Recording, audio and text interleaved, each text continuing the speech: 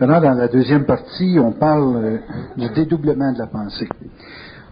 Vous avez fait mention, évidemment, que quand on vit le développement de cette mise en vibration, qu'on prend contact, évidemment, avec notre source, on est quand même, pendant un certain temps, comme dans une sorte d'apprentissage de où ça vient. Ça vient-tu de l'astral?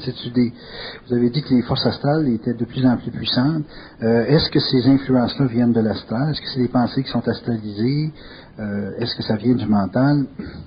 Il m'a été donné souvent l'occasion de contacter des gens qui, quand ils avaient de la pensée, ça venait du haut astral, et puis c'est très intelligent, le haut astral. Très intelligent dans le sens que c'est très bien informé au niveau de l'intelligence.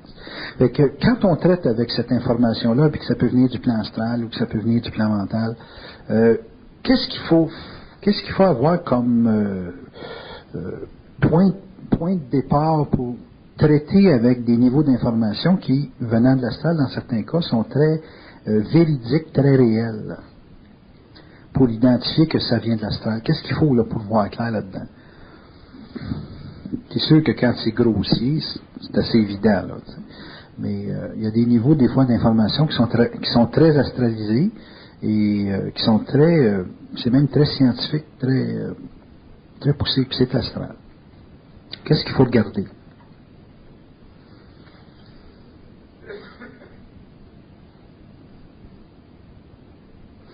Le problème avec ce nouveau niveau d'expérience ou ce nouveau niveau de conscience, c'est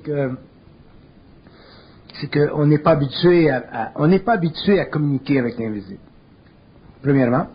Deuxièmement, on a tendance à penser qu'il y a une relation étroite entre l'invisible et le plan matériel. Mm-hmm. Troisièmement, on a tendance à croire que l'invisible est humain. Quatrièmement, on a tendance à confondre le réel pour la vérité.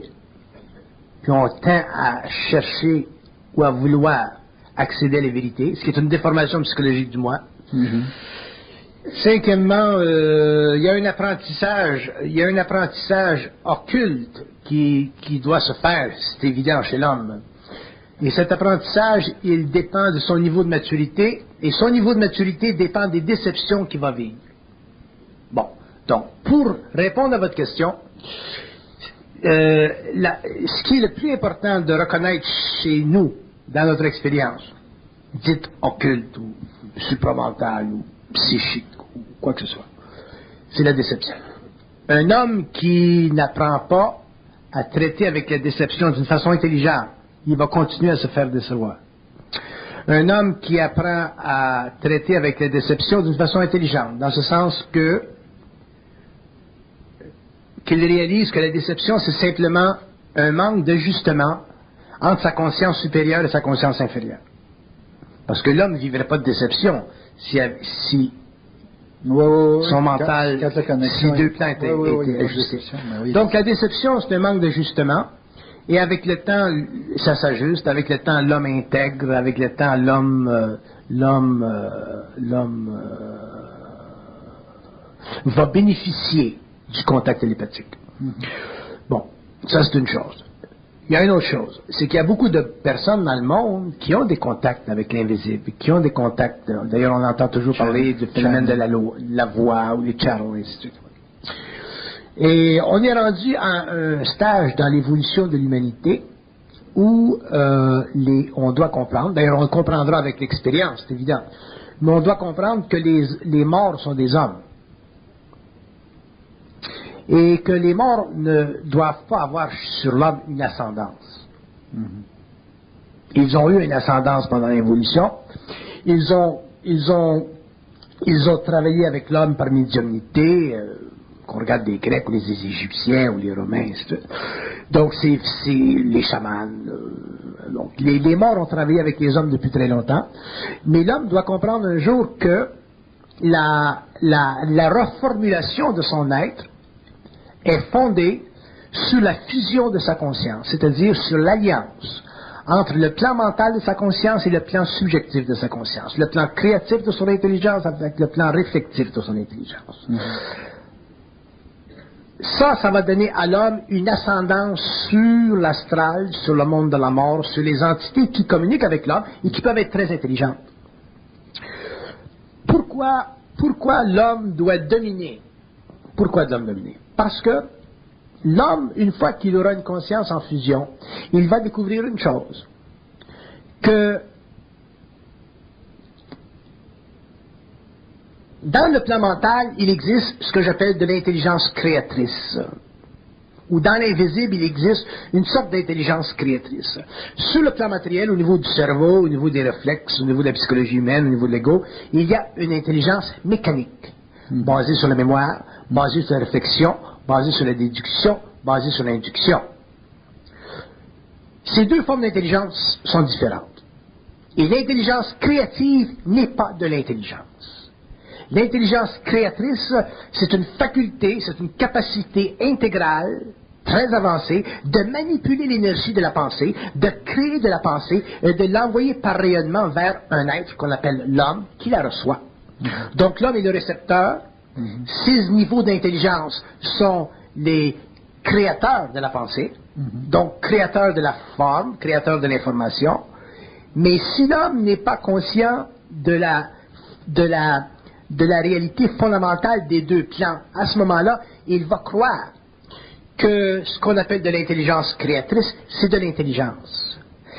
Les êtres dans l'invisible n'ont pas à être intelligents. Ils ont simplement à manipuler de l'énergie qui, une fois versée, dirigée vers nous par rayonnement, devient électriquement une impression avec laquelle on traite, avec laquelle on s'informe ou avec laquelle on se désinforme et qui crée pour nous ce que nous appelons de l'intelligence, c'est-à-dire le raccordement psychologique d'une valeur vibratoire.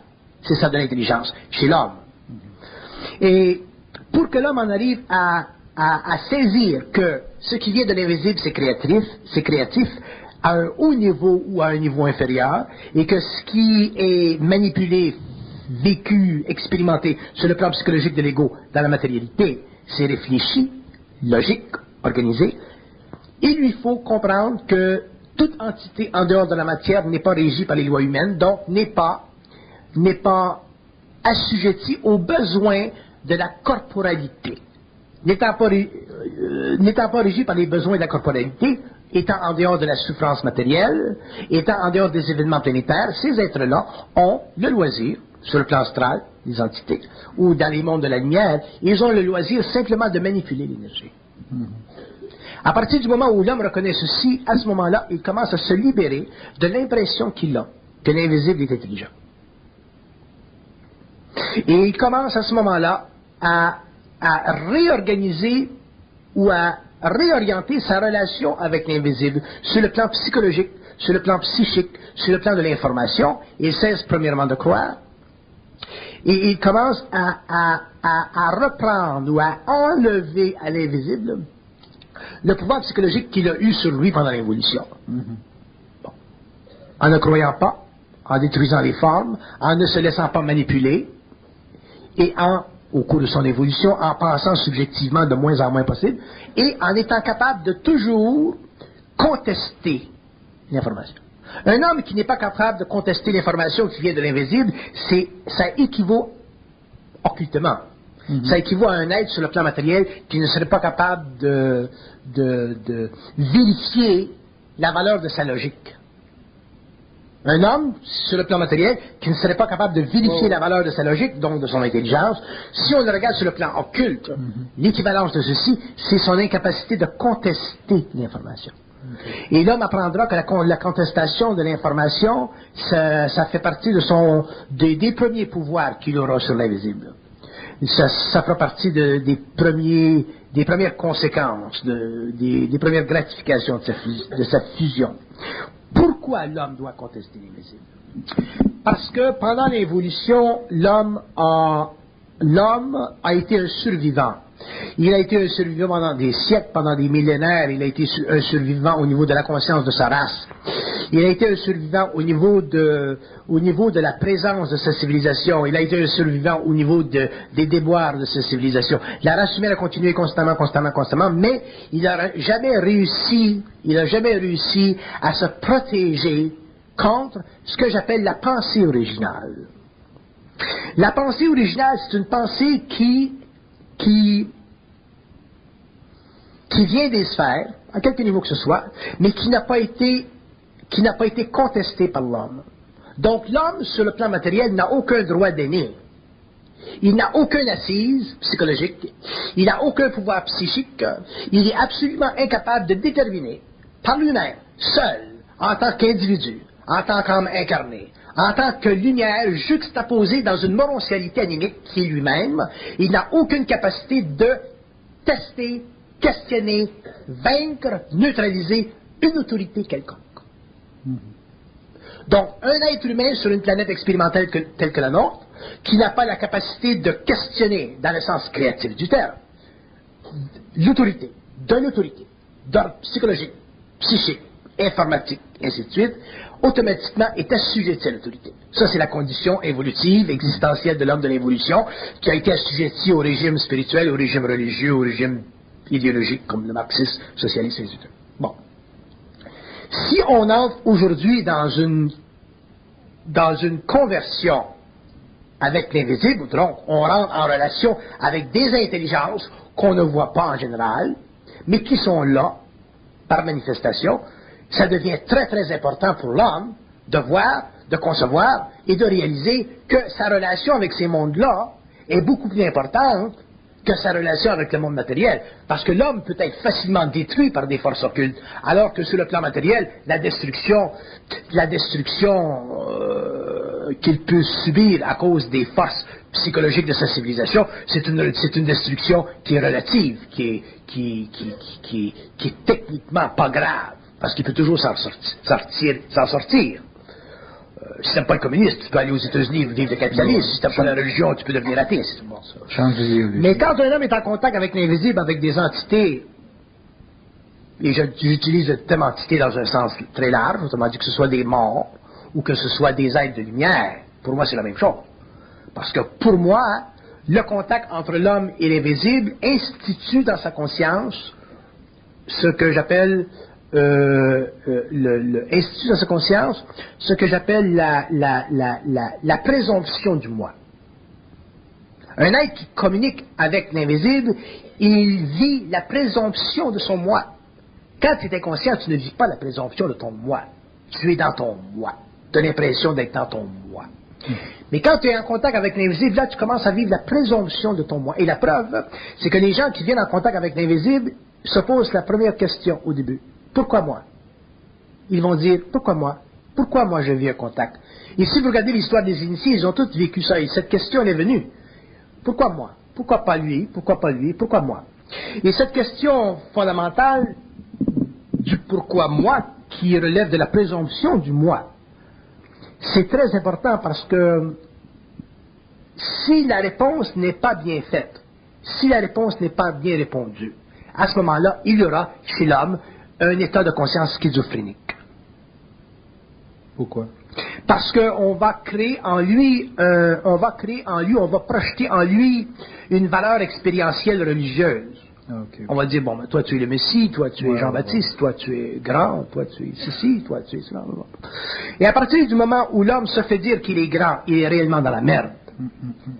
Parce que ça fait partie des jeux du mensonge cosmique, de l'astral, ça fait partie de la manipulation de son ego, ça fait partie de la recherche en lui de cette petite faiblesse, donc de ce point d'orgueil, qui constitue en tant qu'expérience le point d'appui de leur puissance.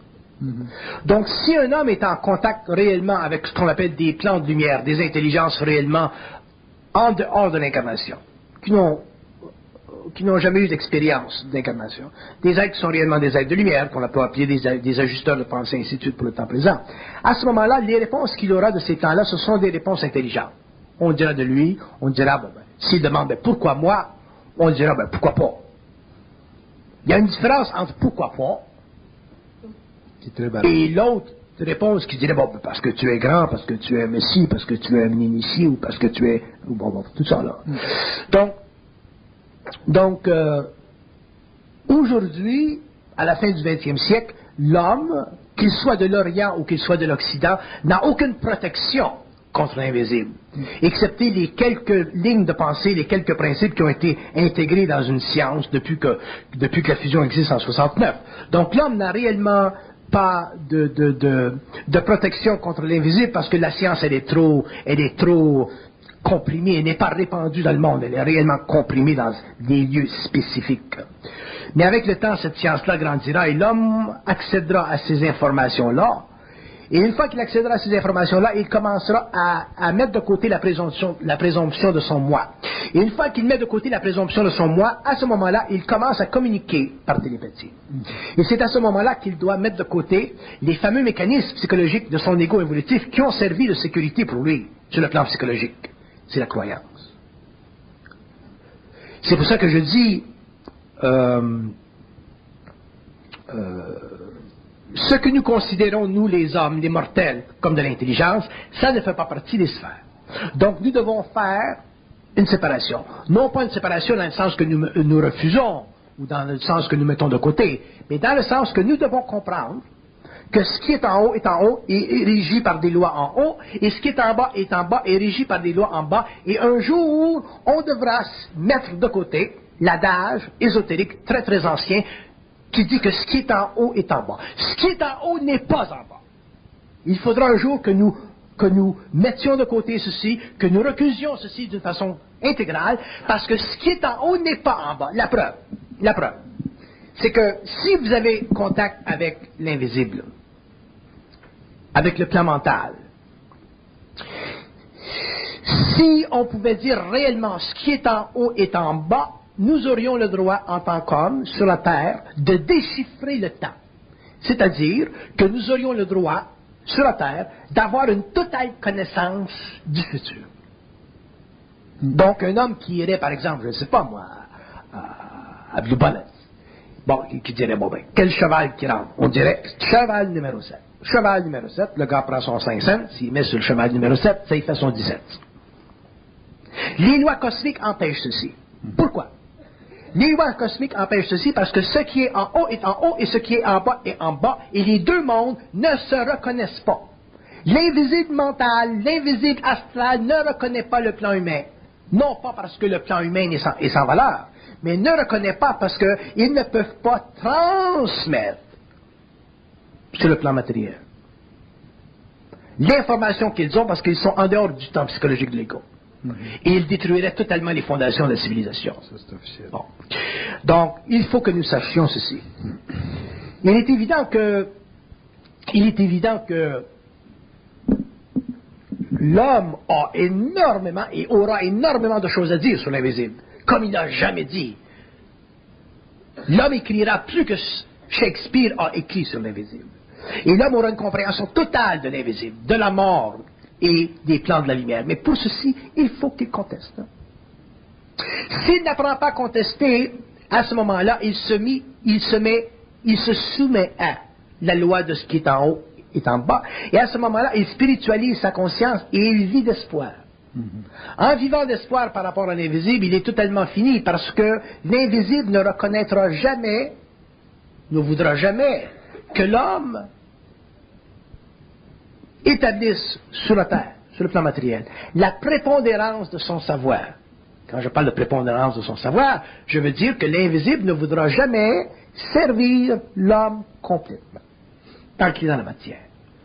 Une fois que l'homme sera suffisamment conscient, qu'il aura passé à la conscience éthérique, qu'il aura mis de côté la forme astrale pour se déplacer en dehors de son véhicule matériel, il pourra aller sur le plan éthérique, et à ce moment-là, l'homme pourra travailler directement avec l'invisible, et l'homme aura cette science infuse, intégrale, non conditionnelle. Mais il faut qu'il se déplace en éthérique. C'est-à-dire qu'il faut qu'il sorte de la matière, parce que, qu'est-ce que c'est la matière? La matière, du point de vue cosmique, c'est un passage temporaire pour permettre à l'âme de se développer, afin que l'ego, éventuellement, ait suffisamment de lumière, donc de science, donc de conscience, pour reconnaître ses origines, c'est la seule fonction de la matière. C'est ce qu'on appelle l'évolution. Donc on a eu l'évolution, on s'en va vers l'évolution, et l'homme reconnaîtra ses origines, l'homme sera en contact télépathique avec ses origines, ce qui est normal. Mais avant que l'homme puisse bénéficier de son contact avec ses plans, avant qu'il puisse réellement rentrer dans la science des temps, c'est-à-dire accéder d'une façon totalement non conditionnée à l'information, il faudra qu'il ait une conscience morontielle. Parce que s'il n'a pas de conscience morontielle,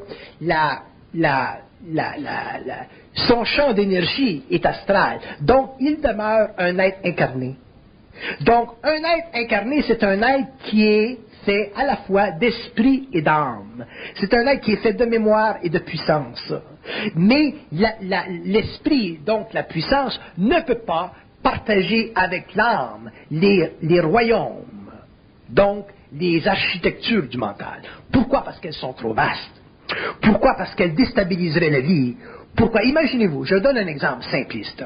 Imaginez-vous un voyant qui arrive dans le monde, qui se plaque à la télé, et qui dit à telle heure, tel jour, tel mois, il se produit telle chose. Telle heure, tel jour, tel mois, il se produit telle chose. Telle heure, tel jour, tel mois, il se produit quelque chose. Cet homme-là, un jour, déstabiliserait totalement la civilisation si l'information était suffisamment répandue pour impressionner les chefs d'État, les gens qui s'occupent de maintenir un ordre social. Donc, c'est très important pour un être de comprendre que ce qui est en haut n'est pas en bas. Mais, vous ne pouvez pas, on ne peut pas demander d'opinion à l'invisible. Autrement dit, un homme, moi je vous dis ceci maintenant, d'ailleurs c'est la première fois que je le dis, donc je dis, l'homme, ce qui est en haut n'est pas en bas. Je le dis en pleine conscience, je l'ai dit dans une conscience en fusion. Donc s'il y avait un médium dans la salle qui avait une entité quelconque qui voudrait questionner ce que je dis, je pourrais questionner l'entité et la forcer de répondre d'une façon objective, intelligente à un être qui est conscient. L'homme conscient ne peut pas être menti. Parce que l'homme conscient ne prend pas l'information de l'invisible. Il conteste par vibration la lumière qui part de l'invisible et qui descend dans son champ de conscience. C'est ça la meilleure définition de l'homme conscient. Donnez-moi simplement une petite seconde. Moi, quand je suis en vibration et que je conteste ou que je descends une nouvelle information, ou que j'établis que c'est comme ça. Cet établissement que c'est comme ça, ça fait partie, ce n'est pas évident, mais ça fait partie de ma contestation de la foi. Ça fait partie de ma contestation de ce que j'ai entendu. Ça fait partie de la contestation de la mémoire de l'humanité. Si je ne connaissais pas les lois occultes, ou si je n'étais pas... si je n'avais pas souffert de ce qu'on appelle le mensonge cosmique, et ainsi de suite, si je n'étais pas passé à travers l'astral, je ne pourrais pas le faire. Donc, l'homme doit découvrir ses propres outils, ses propres moyens et sa propre force. Et la contestation, pour lui, quand il est conscient, elle est équivalente à l'égalisation de ce qui est en haut et ce qui est en bas. Là, il y a un petit peu de pareil. Oui. C'est ça, c'est égalé, c'est équilibré. Sinon, c'est plus équilibré. Le monde spirituel, les mondes spirituels veulent nous faire croire que ce qui est en haut est en bas pour trois raisons. Premièrement, parce qu'ils protègent leurs intérêts. Deuxièmement, parce qu'ils haïssent le bonheur de l'homme. Troisièmement, parce qu'ils veulent revenir dans un corps et souvent ils ne sont pas capables parce qu'ils sont prédéterminés à une autre existence dans un autre temps. Donc, pour eux, la fusion est très loin. La lumière est inaccessible, ce qui est une grande souffrance, même quand ce sont des grands gourous sur les plans spirituels. Pourquoi? Parce qu'ils savent, malgré eux-mêmes, quand ils sont morts, qu'ils n'ont pas de contact. Et ils savent, malgré eux-mêmes, quand ils sont morts, qu'ils sont morts. Alors que l'homme n'est pas mort. L'homme, il est vivant. Mais il n'est pas vivant parce qu'il est dans un corps matériel. L'homme, il est vivant parce qu'il a un contact dont il ne reconnaît pas l'existence. Ce qui fait de nous, les hommes, qu'on est vivants, ce n'est pas parce que nous sommes dans un corps matériel, c'est parce que nous avons un contact. Nous pouvons penser. Dans la mort, on ne pense pas. Et quand vous allez dans l'astral et que vous visitez des plans de l'astral qui sont très près du centre de la Terre, je ne parle pas des plans de l'astral qui sont en surface de la Terre ou qui sont à l'extérieur de la surface de la Terre. Mais quand vous allez quand vous visitez les plans astraux qui sont dans le centre de la Terre, vous voyez que les forces qui sont responsables de ce que nous appelons les mondes astraux sont là. OK. Autrement dit, plus vous descendez vers le centre de la Terre, plus les forces sont là, qui contrôlent les plans qui vont plus vers la surface.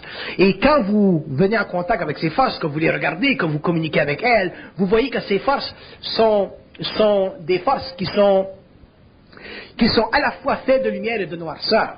Elles ne sont pas faites totalement de lumière, et elles ne sont pas faites totalement de noirceur, elles sont faites des deux. Pourquoi? Parce que la lumière sert à consolider la nature moléculaire de leurs énergies astrales. Ça prend de la lumière pour consolider. Ça prend de la lumière pour créer une forme.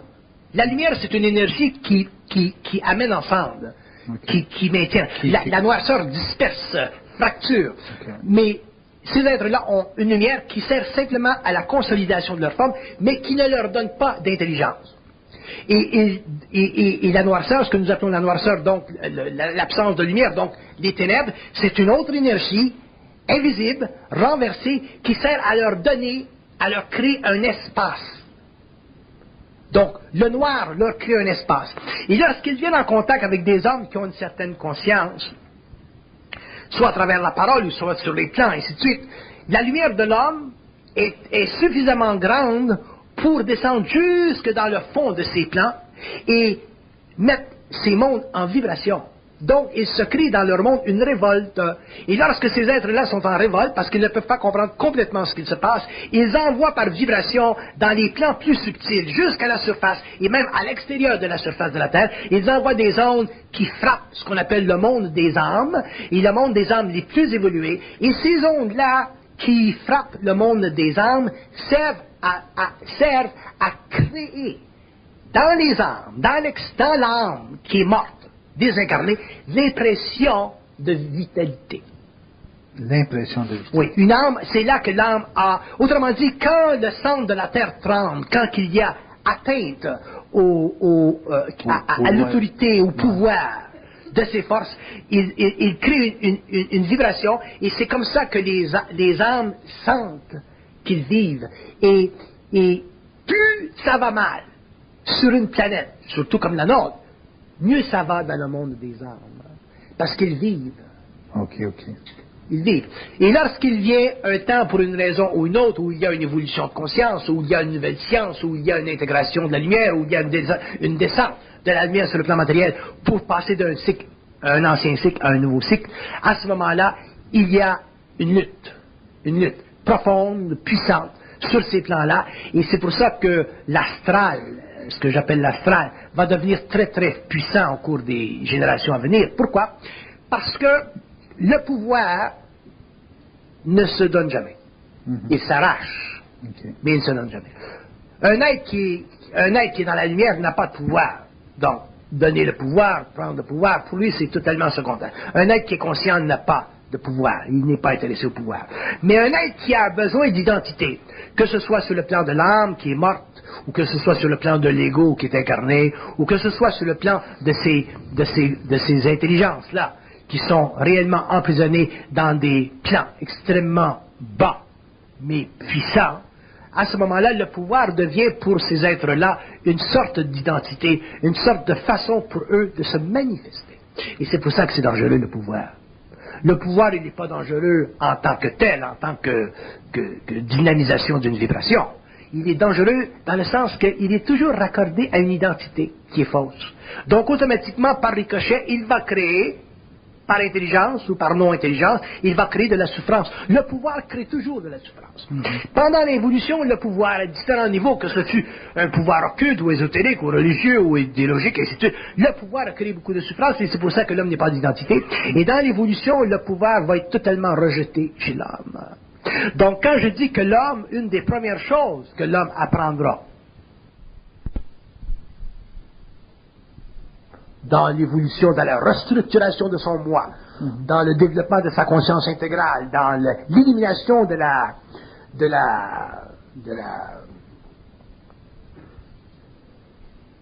de l'impression de son moi. C'est la destruction de tout ce qui est divin.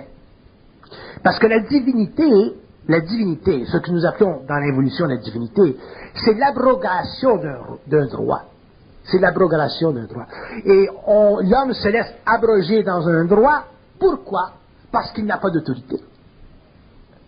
Si l'homme était dans son autorité, donc, s'il avait la capacité de contester l'autorité, parce que pour être dans son autorité, il faut contester l'autorité de la forme. À ce moment-là, l'homme serait dans son droit, et à ce moment-là, il n'aurait plus de problème d'identité. Parce que le phénomène de l'identité qui est techniquement le talon d'Achille de l'homme, le phénomène d'identité, c'est un phénomène de solitude. Et un homme qui est conscient ne vit plus de solitude parce qu'il est en contact. Alors que l'homme qui pense vit la solitude de son mental parce que la subjectivité de sa pensée est suffisamment grande pour lui donner suffisamment de réflexion pour qu'il ait, lui, en tant qu'individu, ou qu'il subisse en tant qu'individu, la présomption de son moi.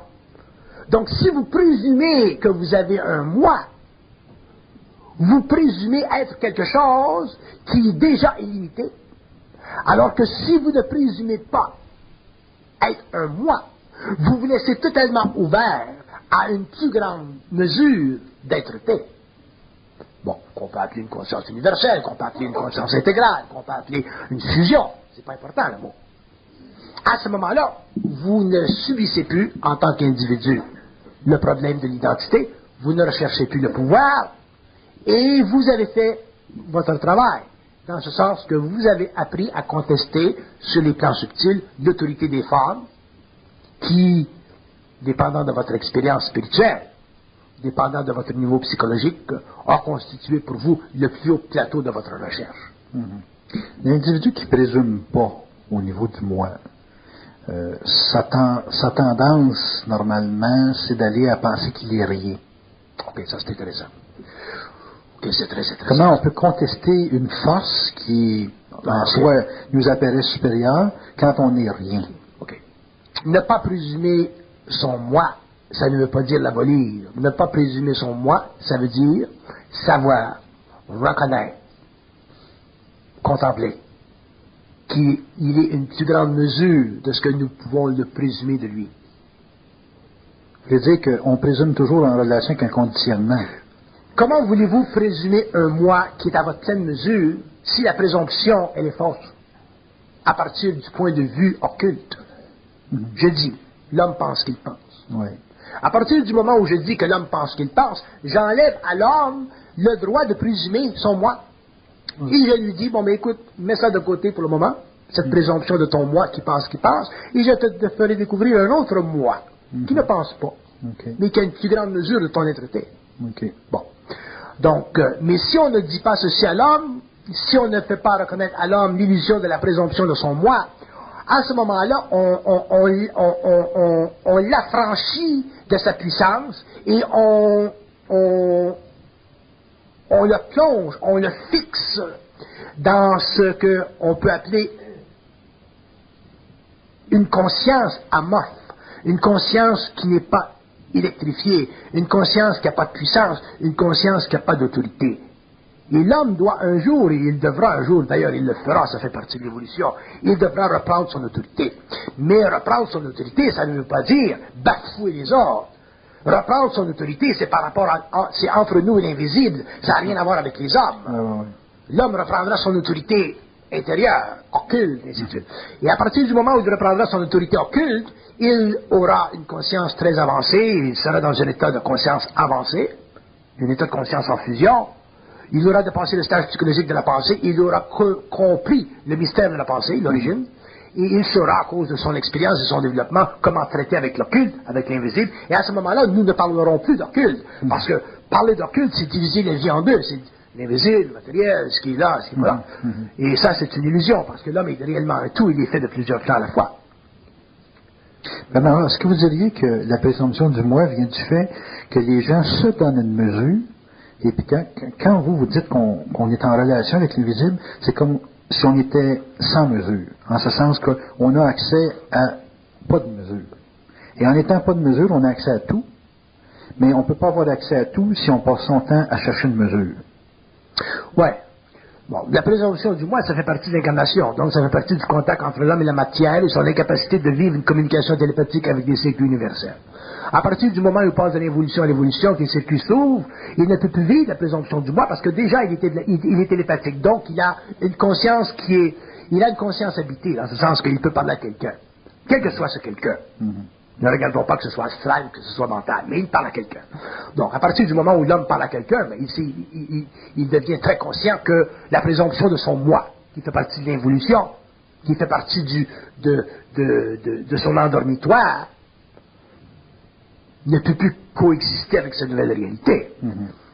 Donc, c'est normal que l'homme vive une présomption du moi dans l'évolution, et ce sera normal que l'homme élimine cette présomption dans l'évolution pour avoir une plus grande mesure de son être. Parce que le concept du moi, c'est un concept psychologique qui fait partie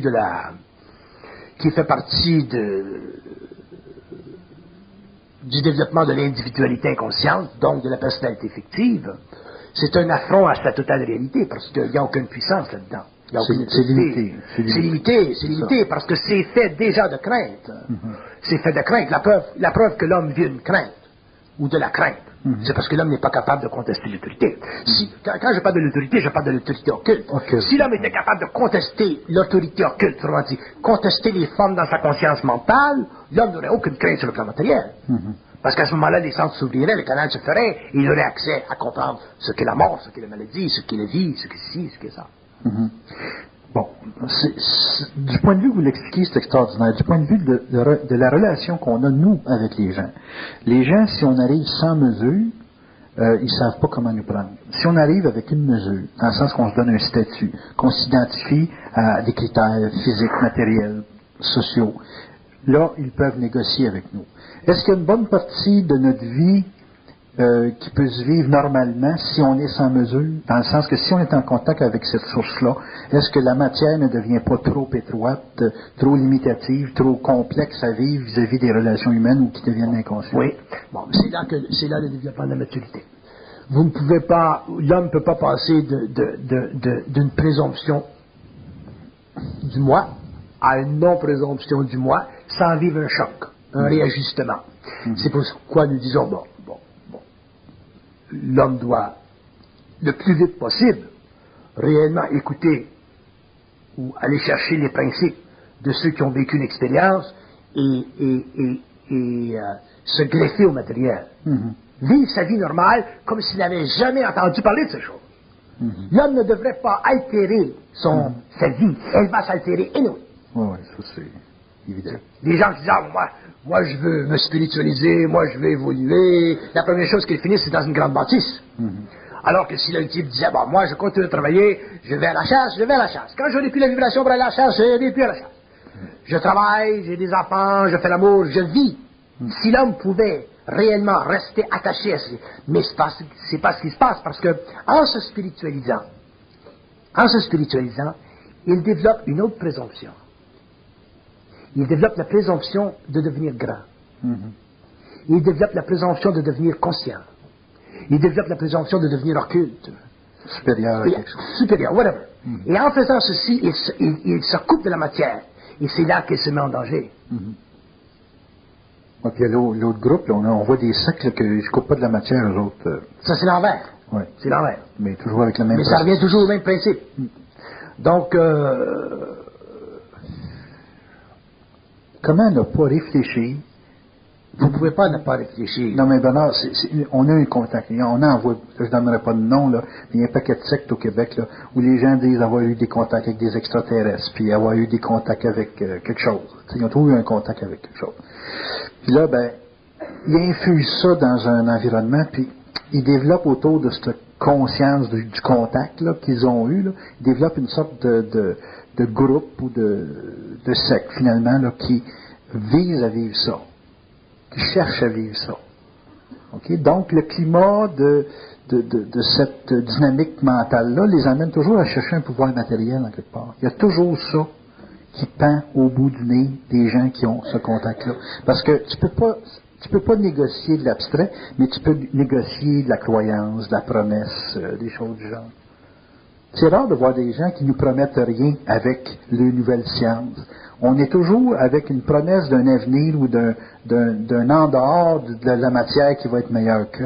Bon, mais ça fait partie des lois de la croyance. Bon, mais qu'est-ce qui permet à un individu d'avoir un contact? Parce qu'il y a beaucoup de gens qui, en évolution, commencent à regarder ça, commencent à penser, puis ils tombent en mission, en propagande, ils veulent convertir leur famille, ils veulent convertir leur environnement à cette façon de penser-là. Ouais, qu'est-ce qui permet à un individu d'arrêter de jouer avec cette mécanique-là? C'est très difficile. C'est les années, c'est l'expérience, c'est les bévues, c'est les erreurs qu'ils vont commettre. Ben, ça revient à la déception. Toujours. La plus grande chose sur la Terre, c'est la déception. Parlez-nous donc de ça. La déception, c'est la seule chose qui te permet de te mettre en focus. Sur toi-même. Ouais. La déception, c'est la seule chose qui te ramène sur toi-même et qui te permet de te mettre en focus. Et un homme qui regarderait dans sa vie, chaque jour, où il vit une déception et qui s'ajusterait, se remettrait en focus, il deviendrait très intelligent très rapidement. C'est par la déception qu'on devient intelligent. Ce n'est pas par la croyance. Mm-hmm. C'est par la déception. Parce que la déception, c'est un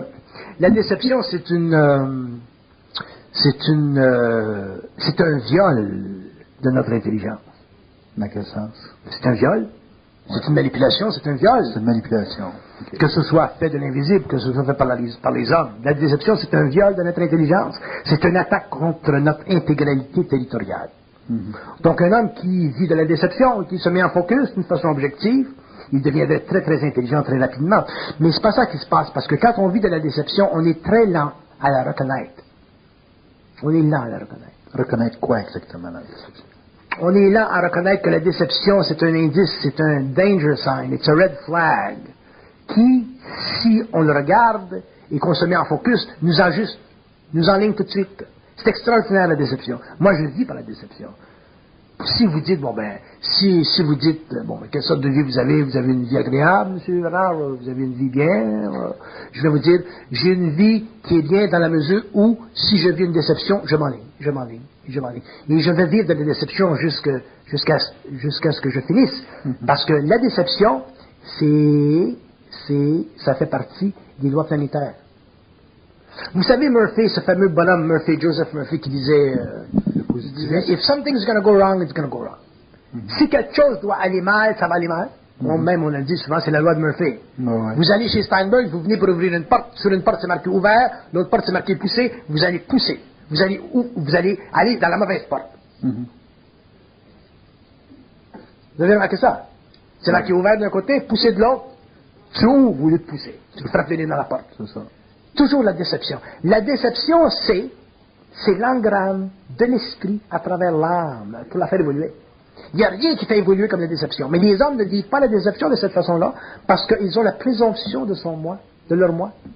Alors qu'un homme qui est réellement conscient de ce qui se passe au niveau occulte, qui n'a pas la présomption de son moi et qui vit la déception, va se servir de les déceptions pour se mettre en focus toujours, et au bout de quelques années, il ne souffre plus de la vie. Mm-hmm. Pourquoi il ne souffre plus de la vie? Pas parce qu'il croit en Dieu, pas parce qu'il croit dans la conscience cosmique, pas parce qu'il veut évoluer spirituellement, pas parce qu'il est grand, mais parce qu'il en a plein le cul de se faire chier. Mm-hmm. D'abord, vous avez parlé tout à l'heure des forces du centre de la Terre. Ça pousse vers le haut. On va avoir, vous dites, au niveau de l'avenir, des pressions astrales énormes.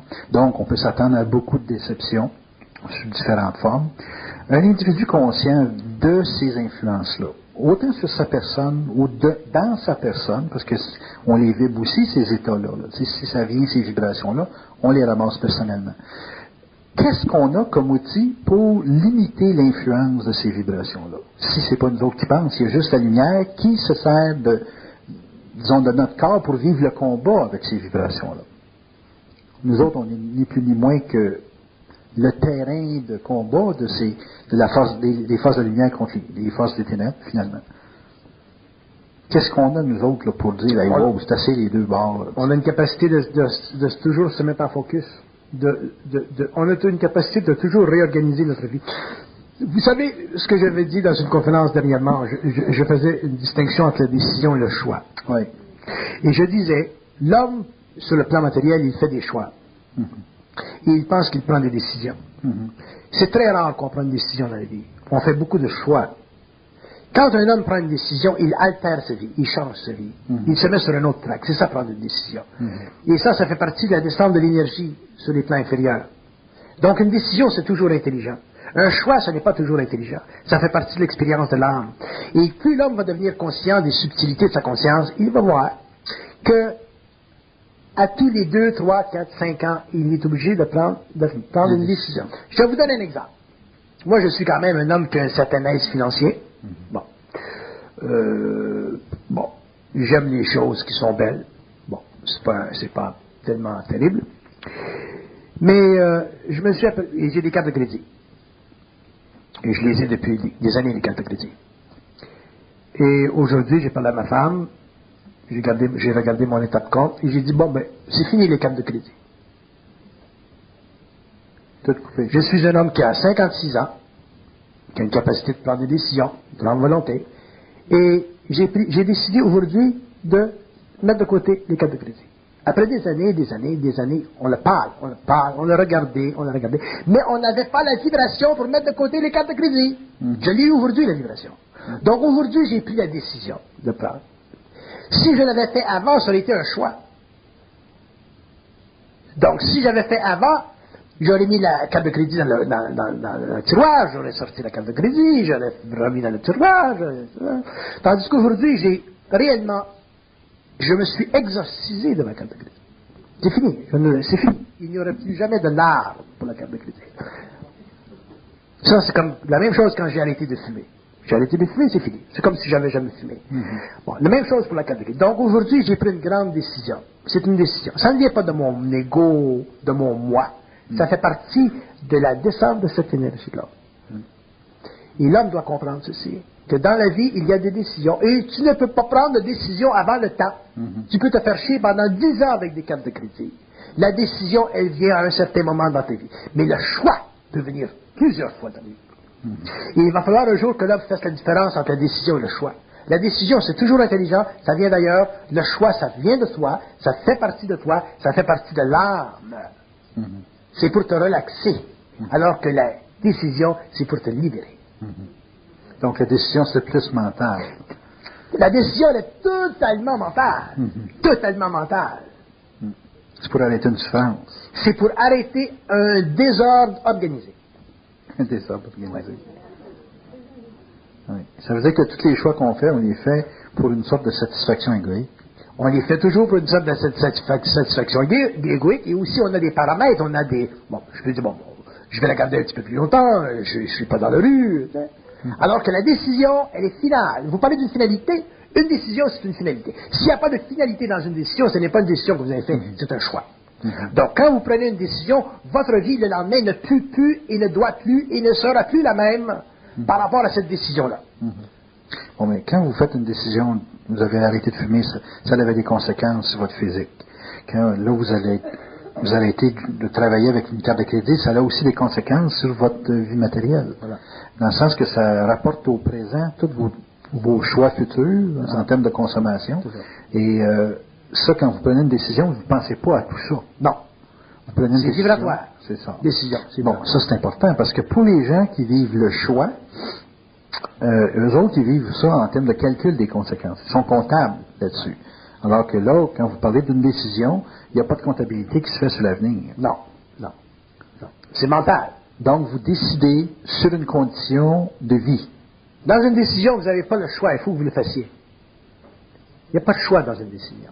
Mais c'est concret, là, ce que vous parlez. C'est très concret. C'est pas, je décide de me marier ou je décide de laisser ma femme, là. C'est pas des ambiances qui sont relationnelles, là. Vous prenez des décisions sur c'est un mode de fonctionnement dans la société.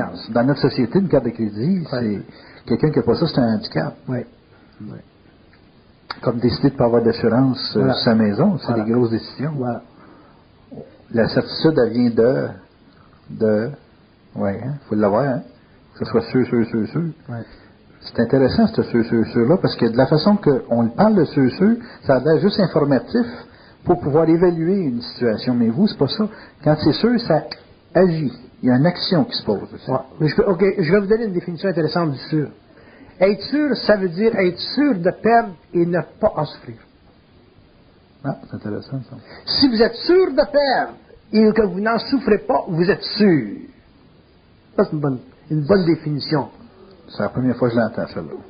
Je vais vous donner un exemple. Bon, On veut toujours être sûr de bon, gagner. vous êtes marié, ou vous avez une blonde, ou vous avez un chum, je ne sais pas moi, ça ne fonctionne pas.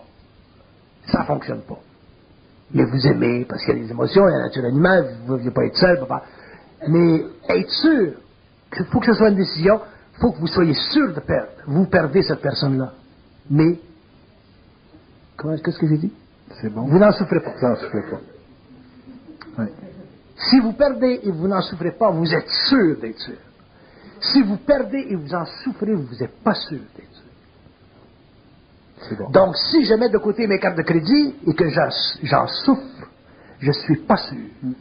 Si j'en souffre pas, je suis sûr. Bon, là, je vais finir sur ça. Pourquoi je dis qu'il faut être sûr de perdre et pas en souffrir? Parce que, à partir du moment où vous êtes sûr de perdre, vous établissez que vous entrez dans un nouveau temps. Mhm. Il n'y a pas un homme qui va se mettre dans la merde, il va se mettre dans une situation de perte. Oh, oui. Pour se mettre dans une situation de perte, il faut être très, très décidé d'aller de l'avant. OK? C'est ça. Il faut être sûr d'aller en avant. Oui. Et si on dit que vous ne souffrez pas d'avoir perdu, ça veut dire que vous avez neutralisé l'émotion dans votre mental par rapport à la valeur de la perte. À ce moment-là, c'est une décision. OK. Une décision comme ça, c'est toujours intelligent. C'est bon, ça. Ça veut dire, Bernard, que le plan de communication qu'on doit avoir, là, si on veut le descendre dans la forme, dans la matière, il faut qu'il nous fasse vivre des bouleversements de perception de ce qui est la réalité, dans un sens, ou de ce qui doit être vécu. On est habitué de penser de certaines façons. Ouais, dans nos relations familiales. La vie va vous créer une situation de bouleversement. La vie va vous créer ça. Autrement dit, à partir des plans, vous allez être mis dans une situation où vous allez vivre du bouleversement. Mais c'est à vous d'en arriver à neutraliser le bouleversement. Et pour le neutraliser, il faut pouvoir perdre sans avoir la crainte d'avoir perdu. OK. Ça neutralise complètement le bouleversement. Bon, moi, la question qui me vient, c'est est-ce que c'est vous seul qui prenez une décision? Parce que ça a des conséquences pour votre famille, ça. Est-ce que c'est vous seul qui prenez la décision ou c'est tout le monde qui prend une décision? Si la décision est intelligente, ce qui devrait être le cas, à ce moment-là, et que les gens dans la famille sont intelligents, on va tous voir du même œil. Parce que le timing, il est parfait. OK. Donc, une décision qui aurait une conséquence négative sur l'environnement, Ce n'est pas une décision ça ne intelligente. serait pas vibratoire. Une décision, c'est toujours intelligent. Ça va prendre tout en considération. C'est intégral, une décision. Mais c'est pas pensé d'avance. Non. C'est ça qui est important. C'est mesuré, mais c'est pas pensé. Bon, ça, c'est les plans qui vous envoient la vibration. Voilà. Bon, vous parlez tout à l'heure de contester l'occulte. Oui. OK? Comment ça que vous ne contestez pas cette mise en vibration? Parce que je ne suis pas capable, maintenant. Si j'allais par en dedans maintenant que je disais, est-ce que je mets mes cartes de crédit de côté, le fait que je demanderais, ce serait un signe déjà de doute. OK. Si j'avais la capacité vibratoire de communiquer par télépathie avec les plans pour demander est-ce que je mets réellement mes cartes de crédit de côté, ce serait un signe que j'ai déjà le doute. Donc déjà ma décision serait affaiblie. Je tomberais sous les choix. Mhm. Mais Je ne serais plus dans la certitude. OK. Si j'ai la certitude, je n'ai pas demandé à personne. Oui, mais ils vous mettent en vibration, il n'y a pas de contestation. Non, parce que en me mettant en vibration dans le bon timing, ça coïncide avec ce que je dois faire ici, pour balancer mes vibrations ici. OK. Mais si je dois retourner au plan, me dire, bon, ben, est-ce que vous n'avez pas de petite ouverture, là, pour que je garde ma carte de crédit jusqu'à la semaine prochaine? À ce moment-là, il y aurait une faiblesse dans ma décision. Je n'aurais pas la certitude, parce que j'ai dit que dans la certitude, tu dois perdre et ne pas avoir peur de perdre. OK. Là, c'est une question vicieuse, là. Je vous avertis. Si vous décidez de ne pas avoir de carte de crédit, mais votre femme en garde une, Elle ne peut pas faire ça. non? Fait que c'est une décision unanime. Parce que pour moi, une décision, c'est individuel. Mais La décision est individuelle, à part de moi, mais elle concorde avec ce que ma femme pense ou ce que ma fille pense. OK. Donc, c'est individuel, mais dans la conséquence, ça reste unifié.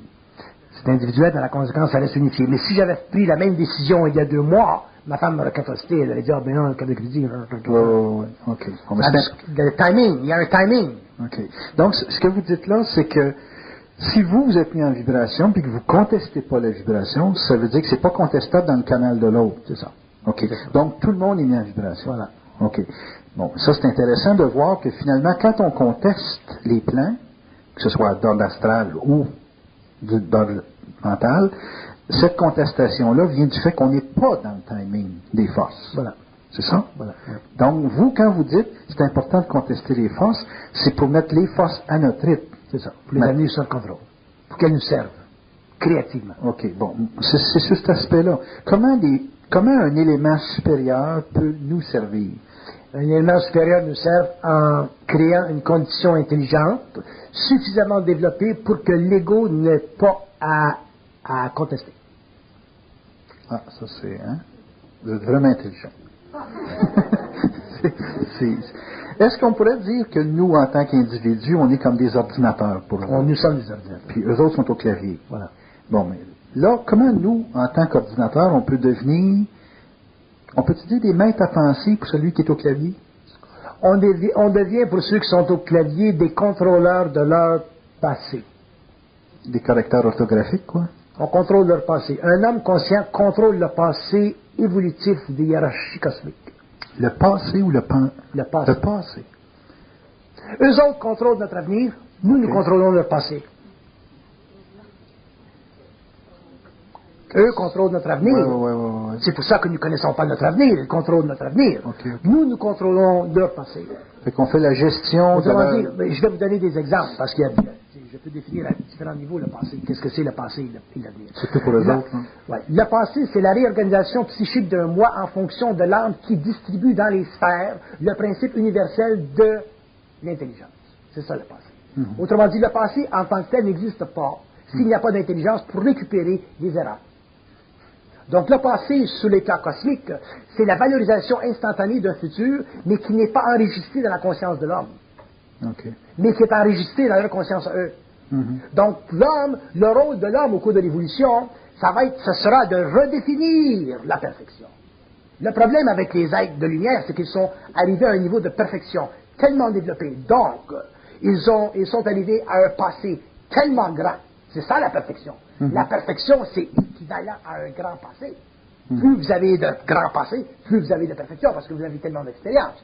Donc, les êtres de lumière ont tellement un grand passé qu'ils ont beaucoup de perfection. Mais parce qu'ils ont beaucoup de perfection, ils ont un immense contrôle sur nous. Et ils ont un contrôle sur nous. Pourquoi? Parce que nous pensons. À partir du moment où nous cessons de penser, ils cessent de pouvoir nous contrôler. Et à ce moment-là, ils fusionnent avec nous, c'est-à-dire qu'ils unifient le passé et l'avenir. Ça, c'est ce qu'on appelle la conscience maurancienne. On arrête là-dessus. Merci Bernard de Montréal.